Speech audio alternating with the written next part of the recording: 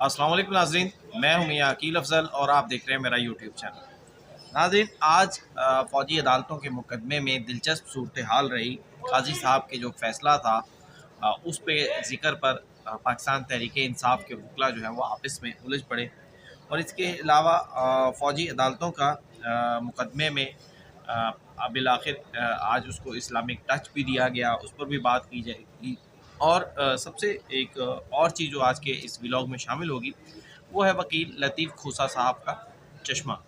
इस पर भी बात की जाएगी। तो नाज़रीन, आज के इस व्लॉग का आगाज़ करने से पहले मेरे दोस्तों से दरख्वास्त है, जिन्होंने अभी तक चैनल को सब्सक्राइब नहीं किया, बेल आइकन का बटन प्रेस नहीं किया, वो फौरी तौर पर चैनल को सब्सक्राइब कर दें और बेल आइकन का बटन प्रेस कर दें। अब नाज़रीन, आगाज़ करते हैं। जिस तरह से सुप्रीम कोर्ट ऑफ पाकिस्तान में मुकदमे क्या प्रोसीडिंग हुई, उसी तसलसल से मैं चलूँगा ताकि आपको सारा सीक्वेंस समझ आ सके। आज इमरान खान के वकील उज़ैर भंडारी ने बुनियादी तौर पर दलाइल का आगाज़ करना था, लेकिन उनकी बजाय आज वकील लतीफ़ खोसा, जो कि एहसन के वकील हैं, उन्होंने अपने दलाइल का आगाज़ किया। और इस हवाले से बाकायदा उन्होंने इमरान खान के वकील उज़ैर भंडारी से इजाज़त भी ली और इस हवाले से अदालत को आगाह भी कर दिया गया।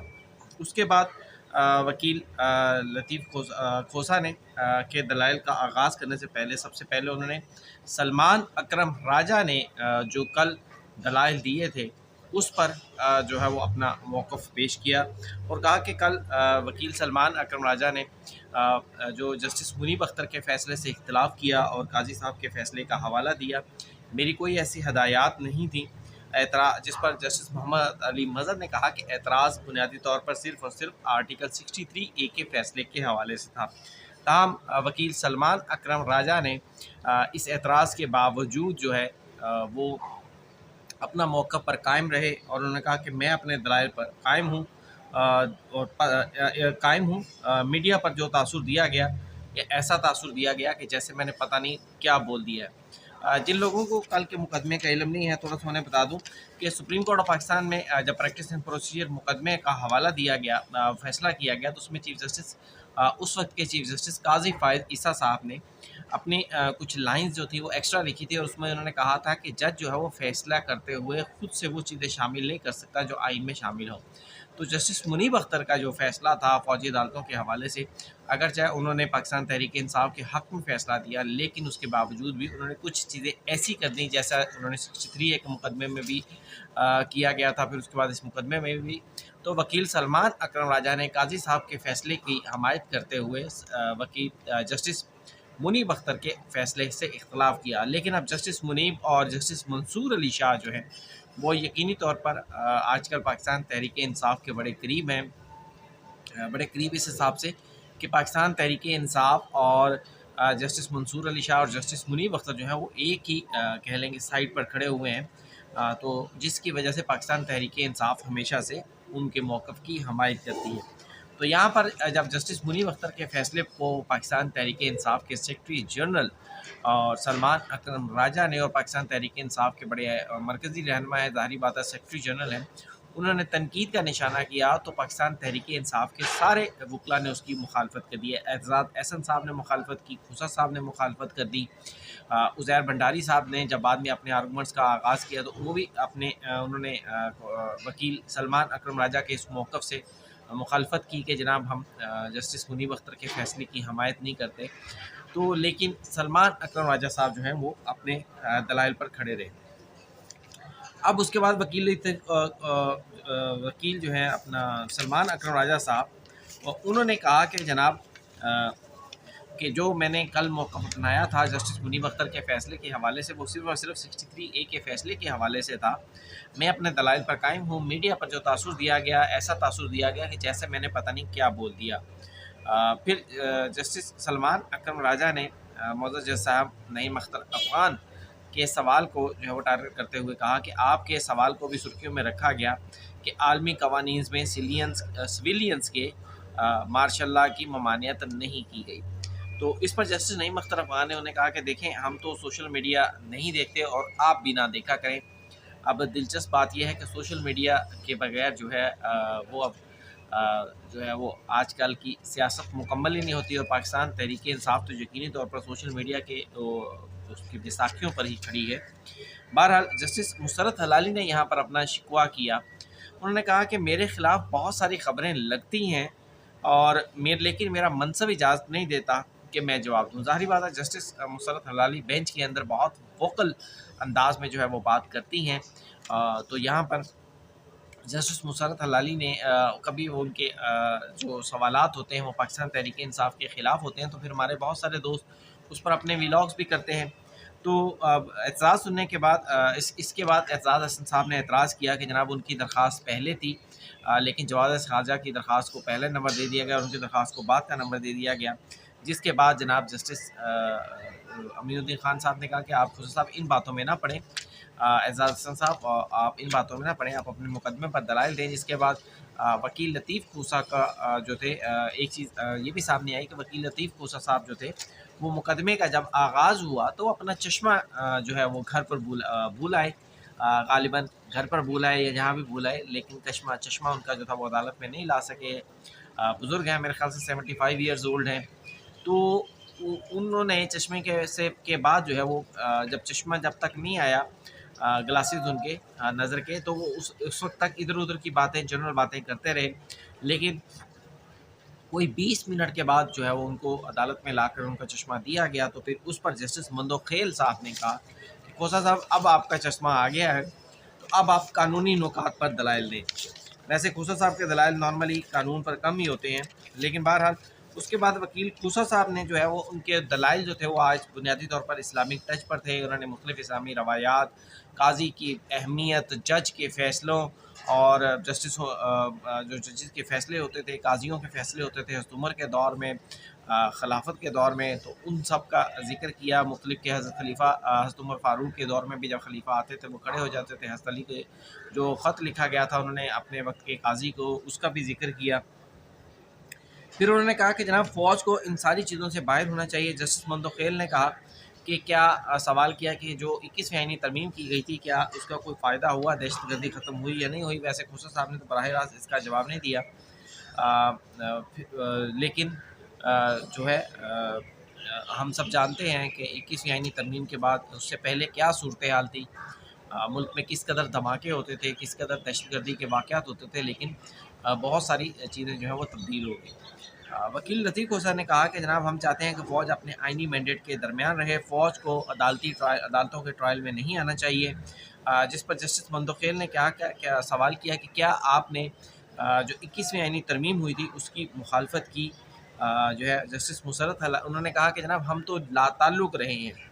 इस पर जस्टिस मुसरत हलाली ने कहा कि आप लोग लाताल्लुक़ क्यों रहे, आप तो जो है वो वोट करना चाहिए था आइदर ऑन वन साइड। ज़ाहिर बात है 26वीं आईनी तरमीम पर अगर आपका मौक़िफ़ इतना वाज़ेह था तो आप वोट देते, एब्सटेन करने का क्या ताल्लुक था। जस्टिस मंदोखेल ने कहा कि जो मुकदमा हमारे पास ज़ेर इल्तवा है उस पर बात ना करें, यानी 26वीं आईनी तरमीम के मुकदमे पर उन्होंने कहा कि जनाब बात ना करें। यहाँ पर जस्टिस अमीनुद्दीन ख़ान ने एक इंतहाई अहम ऑब्जर्वेशन दी। उन्होंने कहा देखें खोसा साहब के जो मुकदमात होते हैं बाज़ औक़ात मीडिया पर उनकी कितनी हाइप होती है, इंटरनेशनली पाकिस्तान के हवाले से बहुत ज़्यादा हाइप क्रिएट कर दी जाती है, लेकिन हकीकत में वो होते कुछ नहीं है। उन्होंने मुख्तारा माई एक केस था जिसमें जो है वो 7 लोगों के गैंग रेप का मुख्तारा माई के हवाले से जो था बड़ा मशहूर वाक़या हुआ था। फिर उसके बाद मुख्तारा माई साहबा का मुकदमा हुआ, NGOs ने बहुत शोर डाला, पाकिस्तान पर इंटरनेशनली बहुत प्रेशर आया उस सारे मामले का।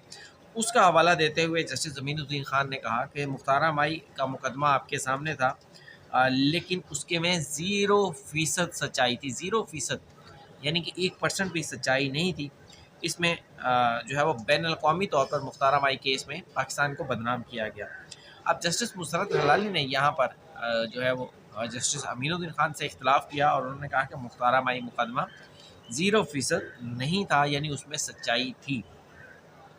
फिर उसके बाद जस्टिस हसन अज़हर रिज़वी ने वकील लतीफ़ खोसा से सवाल किया कि जनाब आपकी 2019 में हुकूमत थी, अगर आप आजकल जो परेशानियां हैं वो परेशानियां भी आपको ज़ाहिर बात है उस वक्त नहीं थी, तो आपने 2D1 के ख़िलाफ़ कोई कानून साजी क्यों नहीं की, उसको ख़त्म क्यों नहीं किया। फिर उन्होंने कहा कि हमारे मुल्क के मामला जो है वो दीगर मुल्कों से बहुत मुख्तलिफ हैं, यहाँ आए रोज़ दहशत गर्दी होती है, वकील लतीफ़ खोसा ने कहा सवाल अदालत के सामने अपने दलाइल में कहा कि जनाब 5000 मुलज़मान थे, 103 मुलज़मान का इंतखाब कैसे हुआ? तहरीरी मारूज़ात उन्होंने कहा जी हमने अदालत में जमा करवा दी हैं। फिर उन्होंने कहा कि जनाब सियासी ट्रस्ट देते हुए कहा कि 9 मई को जो हुआ उस पर अदालत से जुडिशल कमीशन बनाने की हमने सदा की है। हमें मालूम नहीं है कि इतनी हिचकिचाहट क्यों है कि जुडिशल कमीशन क्यों नहीं बनाया जा रहा। मैं सुप्रीम कोर्ट ऑफ पाकिस्तान के ओरिजिनली फैसले पूरे को सपोर्ट करता हूँ। और जस्टिस मुशर्रफ हलाली ने कहा कि हाँ, एक बात उन्होंने कही कि जनाब आईजी से जो थे आईजी पंजाब से उनको बुलाकर पूछा जाना चाहिए था कि 9 मई को लोगों को रोका क्यों नहीं गया, पुलिस कहाँ थी? तो इस पर जस्टिस मुशर्रफ हलाली ने कहा कि क्या आप तहरीक इंसाफ जो थी डेड बॉडीज चाहती थी? ज़ाहिर बात है इतने सारे लोग थे और आप क्या चाहते हैं कि वहाँ पर गोलियाँ चलाई जाती? फिर उसके बाद वकील लतीफ़ खोसा ने कहा कि मैडम जो कोर कमांडर हाउस है वो मेरे हल्के में है, वहाँ पर इतनी सख्त सिक्योरिटी है कि वहाँ पर चिड़िया भी पर नहीं मार सकती और इन्हीं वजूहात की बुनियाद पर हम कहते हैं कि जनाब जुडिशल कमीशन बनना चाहिए। अब उसके बाद वकील लतीफ़ खोसा साहब ने मज़ीद कहा कि बांग्लादेश के हवाले से भी उन्होंने बात की कि जनाब बांग्लादेश में भी जो है वो फ़ौजी अदालतों में सिविलियंस का ट्रायल हुआ, उसकी वजह से नफ़रत तो बढ़ी और फिर अल्टीमेटली पाकिस्तान टूट गया। इस पर जस्टिस मुशर्रफ हलाली ने कहा कि बांग्लादेश की टूटने की और भी बहुत सारे मुहर्रकात थे, सिर्फ फ़ौजी अदालतें नहीं थी। फ़ौजी अदालतों का मामला अगर होंगे भी तो वो बहुत बाद में होंगे।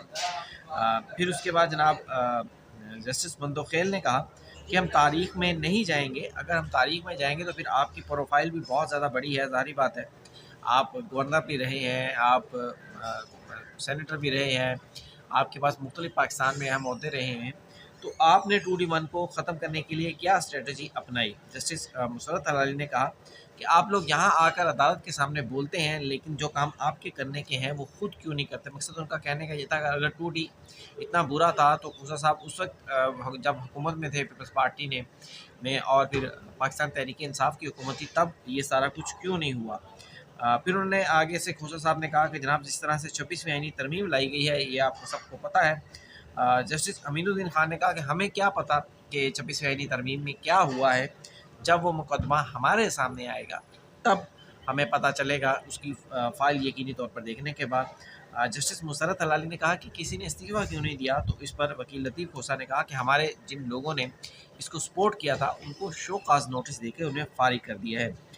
सुप्रीम कोर्ट ऑफ फैसले के साथ हमेशा हम खड़े रहे हैं। जस्टिस मुशर्रफ हलाली ने कहा कि आज़ाद वकील ये बातें कर सकते हैं लेकिन आप लोग जो असम्बलियों में हैं आप लोग यहाँ ये बातें क्यों करते हैं? फ़ौजी अदालतों तक बात जो है आखिर में यही थी कि बहुत सारे उन्होंने कहा कि ऐसे वाक़यात हैं जिनका हमें इल्म था। जस्टिस मुशर्रफ हलाली ने कहा। वकील खोसा साहब ने कहा कि जनाब अगर नफ़रतें पैदा होंगी, कोड़े मारे जाएंगे, मिलिट्री अदालतों में सदाएँ होंगी तो फिर अल्टीमेटली मुल्क को उसका नुकसान होगा।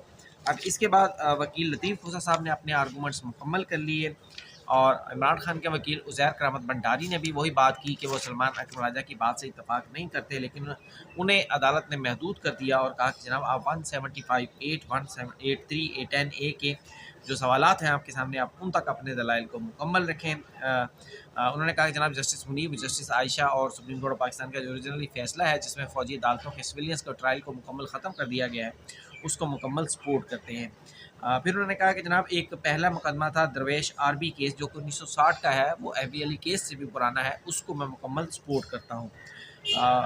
जस्टिस वकील भंडारी साहब ने कहा कि जनाब आर्टिकल 245 में जो फ़ौज का किरदार है यानी मुल्क के दिफा का, सरहदों के दिफा का, उससे फ़ौज बाहर नहीं जा सकती। तो इसका मतलब है जस्टिस अमीनुद्दीन खान ने कहा अगर आपके ये दलाइल मान लें तो फिर यकीनी तौर पर 21D को ख़त्म करने की ज़रूरत ही नहीं रहेगी, होगा या नहीं होगा उससे कोई फ़र्क नहीं पड़ता।